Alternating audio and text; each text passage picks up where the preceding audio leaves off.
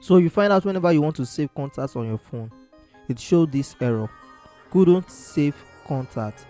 In this video, I will show you how to fix this error. So let's get started. The first thing you should note is that this error occurs whenever you add an emoji to the contact name.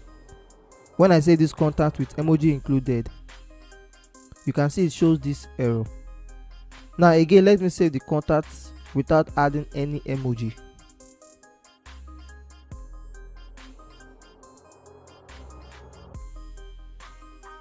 You can see the contact was saved successfully. But if you want emoji included in the name, you can't save the contact to your SIM, because right now the default contact location is the SIM card.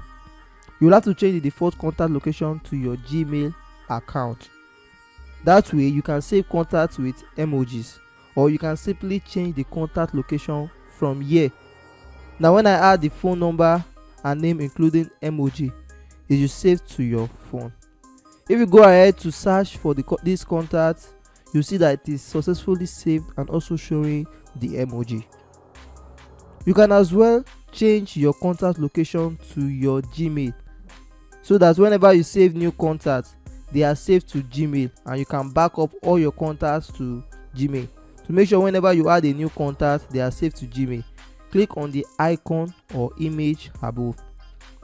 Then click on contact app settings. Then click on default account for new contacts. Then select any of your Gmail you want to use. So whenever you want to save a new contact, it will be saved to your Gmail account, irrespective of if you added an emoji or not. That's all for this video. I hope you find the video helpful. My name is Victor Smith, and I'll see you in the next one.